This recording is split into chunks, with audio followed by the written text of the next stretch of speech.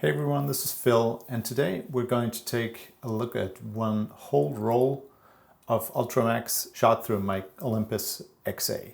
So as you might be able to see through the window here, the weather is really bad right now, so I'm not going to be able to go out and shoot this weekend.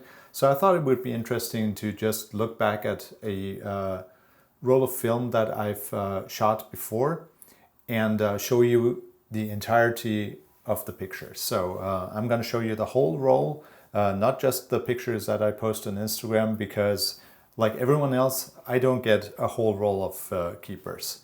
So there's going to be shitty shots in between there. There's going to be some shots that I wasted. And I think it'll be interesting to look at what I'm aiming to shoot and how many of the shots out of these I would consider keepers as opposed to the rest of the just bland normal shots. All right, so here we've got the entire roll of film. They're already scanned obviously by my lab, and we're going to start at the top and then move all the way down to that last shot. So the very first shot of this roll was actually wasted. You can see on here that the very first frame is just like a tiny sliver of picture, and I actually got 27 exposures out of this 24 exposure film. That's pretty normal for me. With my non-automatic manual loading cameras, I usually just advance the film by a couple millimeters so I can see that the sprockets have actually taken hold.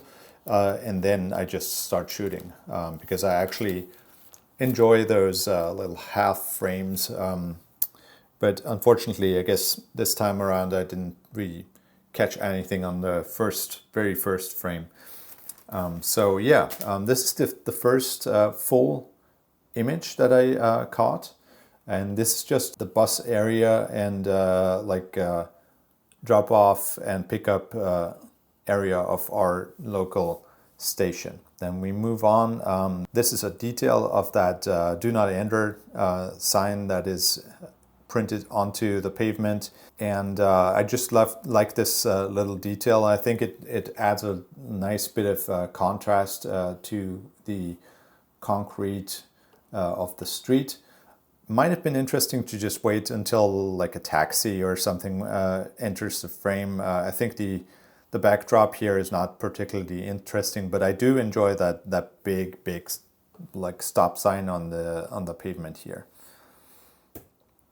So the second frame, this is something I have already put on my Instagram as well, and I think I really enjoy this frame. I have shot this composition a couple of times. It's most interesting actually when it's a rainy day and people have umbrellas on there and they're just lining up. There's usually a bunch of students waiting on this bus in the morning, and they're lining up like all the way up the staircase, and then there's usually a bunch of people upstairs on the overstructure on that, what do you call that? It's like a raised walkway on top of the station rotary. I always enjoy this because the staircase cuts the frame in half. It goes right in that nice 45-degree angle that goes diagonally through the frame. And in this instance, because it was a clear day, you have a top half that's very bright, and then the bottom half is almost uniformly black. So it works out really well with the silhouettes of the people waiting on the bus on the staircase, and that nice bright background that's not completely blown out either. So it provides a nice dash of color with the blue sky, and I really enjoy this composition. The next frame is another bit of nice light. I think this was probably the same morning when I had reached Shibuya Station, which is on my commute.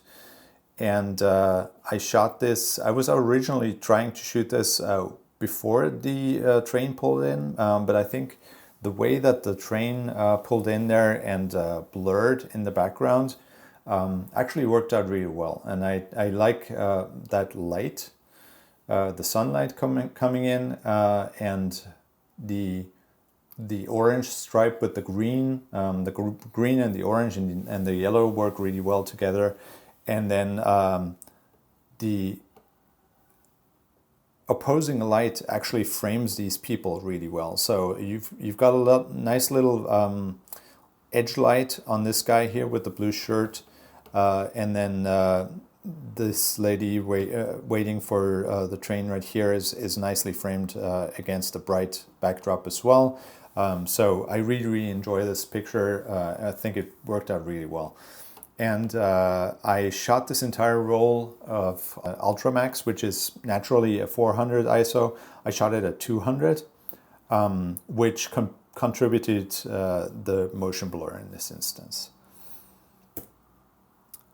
This is another picture at Shibuya Station, which I think is nothing special in my eyes. So I'm probably not going to post this.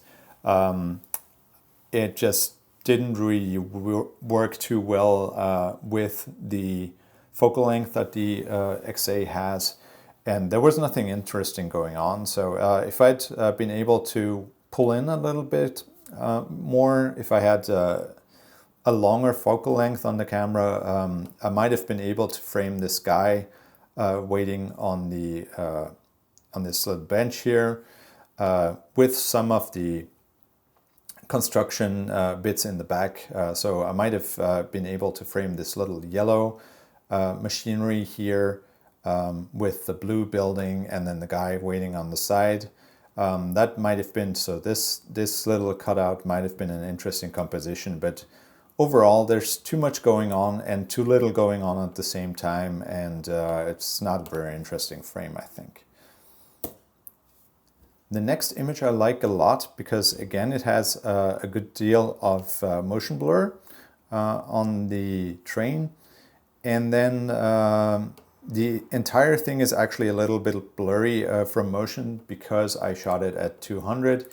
And obviously it gave me a pretty slow shutter speed because of all that dark area here. So I think that adds an interesting element. And then I just like the leading lines here. So I like this. I probably would give it a 3.5 out of 5. But yeah, it's not my favorite from the roll, but it's a nice composition. This one is just completely motion blurred and gone. This is probably on an escalator going down during my commute. And yeah, not much to see here. So it's a very uninteresting, uninspiring frame. This one, I like the general idea of it, but I think I didn't end up framing it as well as I thought I could. So what I liked about this is these arcs that are repeating. So you have this repeating arc pattern that goes up and kind of like expands towards the top. But then you have a lot of like dead space up here that I don't think I need. Although I do like the reflections here. But there's like some stray reflections here that I don't need. And overall, it's kind of a messy frame, and it didn't turn out as good as I would have hoped. This frame, this is something that I've shot 100 times over. And again, because of the 200 ASA speed that I set it at, this is a slightly blurry exposure, so it's not the best one that I've shot of this corner. And yeah, I just, every time I pass by this corner and it's on my daily commute, I just feel compelled to photograph it because I like it so much. I particularly like this second floor restaurant here. They have some nice like vintage movie posters on the windows, and the yellow signage really works really well. But because of the motion blur and I think because of the open aperture, this bloomed a little bit, and it's just blurry, and it's not very interesting to me. This same thing, I wanted to get this car with the reflections on the side, but obviously I framed and shot it too fast for the 200 ISO exposure, so turned out blurry, and this is completely unusable to me. So this is at Nippori Station, which is close to a few of our nice camera shops that I really enjoy going to, and it's a very nice area too. What I wanted to capture here is these lines from the station. You can see the platform down there. So I like these lines with the diagonals here, and then you have several layers of buildings. So you have the station building here, and then you have the Tokyo Skytree in the back. But overall, I don't see anything that's exciting to me. It might have been interesting if there'd been some more people on the walkway here. Overall, not really interesting photo. So I'll probably not post this either. This one is something that I wanted to actually capture on medium format. So it's kind of a little note that I wanted to take. This is obviously, cigarette shops have become less and less common, and I fully expect that at some point in the future this shop will be gone as well. And for the record, I'm not a proponent of cigarette shops or anything, but I do think that they're an interesting like fixture of our life that's going to start to disappear more and more. And this is kind of like a documentation thing that I wanted to do. I really like the vending machines. This is cigarettes, and this is drinks that they had outside. These cigarette vending machines are usually pretty much limited to areas with cigarette shops or tobacco shops these days, and so they're interesting to look at, and the colors really worked nicely with the two blue vending machines framing it, and then you have that red canopy on top with the white sign, and I thought the shop as a whole was really visually pleasing. I do want to go back and get this on medium format sometime. Next frame, this is also something that caught my eye while I was out shooting with the Bessa in the 645 mode. So the focal length of the Bessa was too tight to capture this entire store, and I really wanted to capture a store because it has that nice golden signage. This is a rice shop, by the way. It has that golden signage. It has that red Coca-Cola drink machine with the red curtain over the entrance, and then it has that nice, really vintage looking bike out front. And I really like the storefront. I also might go back maybe with my GS645 and try to capture that storefront right, like just dead on from the front of the building with that bike, hopefully in front of it as well. And yeah, maybe capture a little more interesting framing of this shop as well. So this is, I like this, but it's not a huge, I would say, keeper in my book. I don't know what I was going for with this shot. Obviously I like the taxis in Tokyo, and I like the juxtaposition of the yellow taxi with the red fire engine behind it. So what would have probably helped would be to wait another half second and have that taxi in this part of the building, of the shot, and then the fire engine right behind it, because I think this part of the shot and the whole left side is too empty and doesn't have anything going on, and that really throws off the balance, I think. It would have been nicer if it was balanced more towards the left side with that yellow cab in there, and the juxtaposition with the kind of orange sign and the green down here. This again, I tried to frame this with my Bessa, but it was again too limiting because of the 645 framing, and I really wanted to get a picture with most of this yellow crane car or crane on top of the station. There's also a train park down here, and you can see just see the platform here too. So I don't dislike this, but it's just an okay frame for me. And you can also see in this and several of the other ones that I very, very often have a cant to my pictures. And that is something that I definitely do correct when I post something on Instagram or finish something up. Because that's, I don't know, my brain is just wired weird and all of my pictures are pretty much at the same angle. And I've never been able to correct myself. So just gotta correct that in post. All right.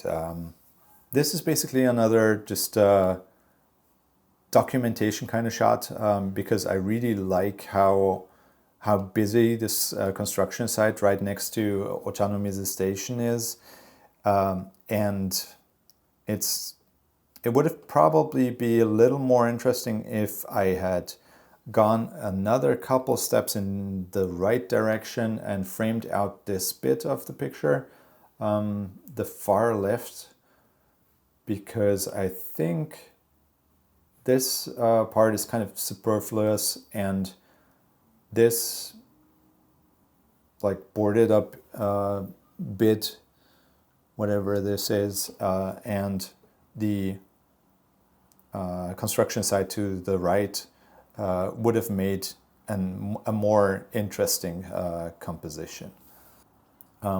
This is the first of a series of shots that I did in the Shinjuku neighborhood with the famous Yodobashi camera store, and the evening light was just shining in so nicely and just casting huge shadows. You can see my own shadow, which I purposely put in the shot here. And this is the first try at this composition. So I moved on a few more steps to this intersection, and I actually prefer the first one to the second one here. I tried to reframe and get these hawkers. Those are people that are just trying to get people into their restaurants. And I wanted to frame those people a little bigger in here, but they're not big enough to make the picture more interesting. And the overall layout was more interesting in this shot. So yeah, this is kind of the least interesting of these. And then this is another one from around the corner, which I like because it has more of those cool tones in the shadows, and then that sliver of light going through. But I think that light did not show up as spectacularly as I had expected it to. And then yeah, this shot didn't turn out as well as I'd hoped at all. So I liked this illuminated sign here that was in the light and then juxtapositioned with the inside of that UFO catcher shop here, of the crane game shop, with obviously the red pillar separating that.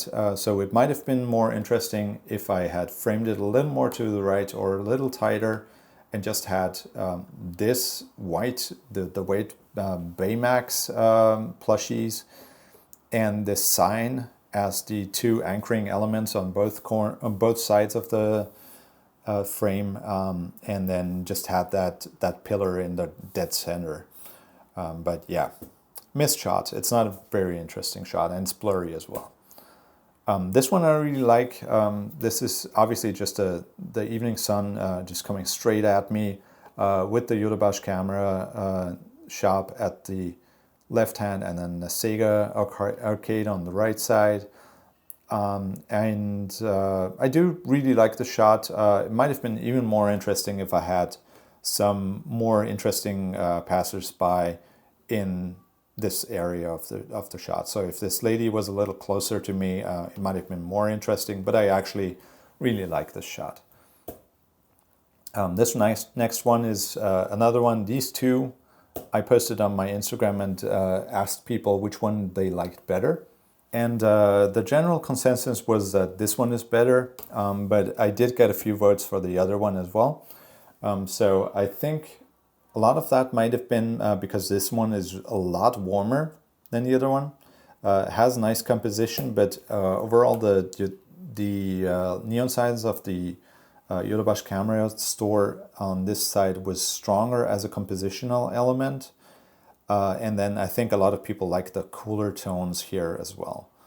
So it's nice that these cooler tones just divide the picture in two here. And you've got these leading lines towards the back. And then the big metropolitan government building in the back. So the sun is just hidden behind that building. And it makes for an interesting composition. So let me know in the comments which one you prefer. If it's the one with the sun or the one without. And then here's another alternate because I wanted to show a little more of that Yodobashi camera store. But yeah, I think everyone would agree that this one is by far the stronger picture. And then I had actually never seen the planes over Shinjuku this big because as you might know, Haneda Airport got a new approach flight path that goes straight over the city of Tokyo. So the approaching airplanes now fly straight over Shinjuku at a really, really low altitude, and it's actually really impressive if you see it for the first time. It's really, really shocking how close they are. So I shot this obviously because it's a wide angle lens. It appears smaller than it actually did, so I think it looked about twice as big to the naked eye. And this one was interestingly a shot that I blew because I didn't realize that the shutter was going to be this slow.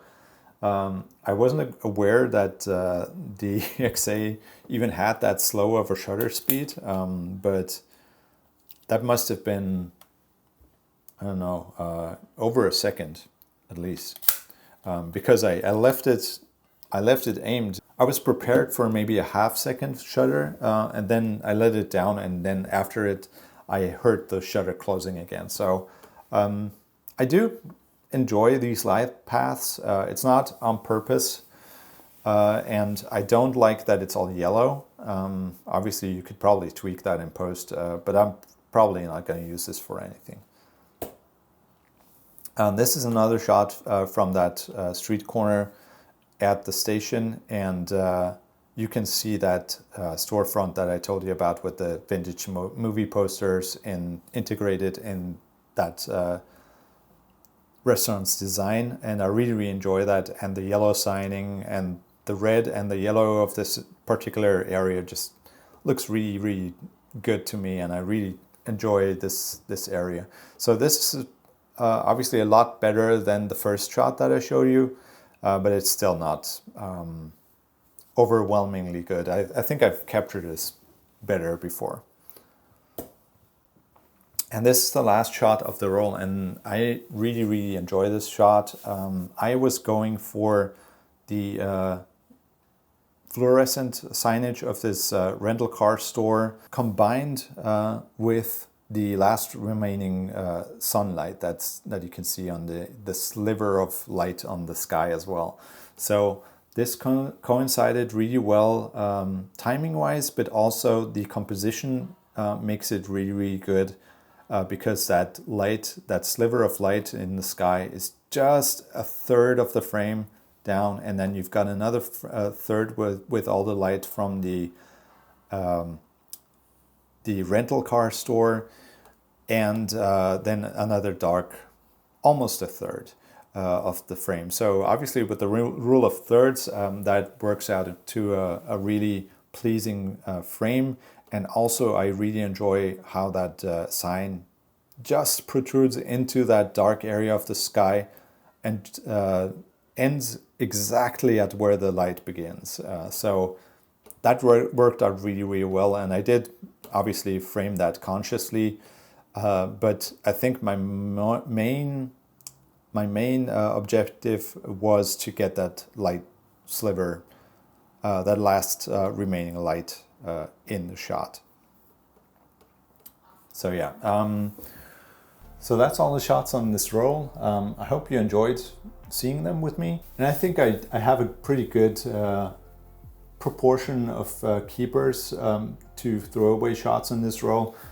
So I think I have maybe 5-6 shots that I really enjoy and would actually use on this roll as opposed to the ones that I wouldn't use at all. So I think that's a pretty good quota for me.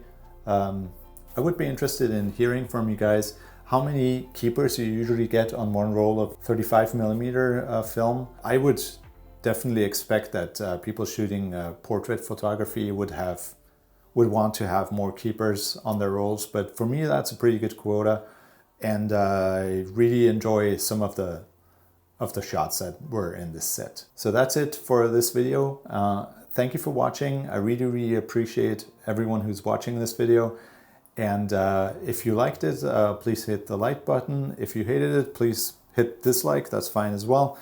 Subscribe to the channel, hit the bell, and I hope to see you again.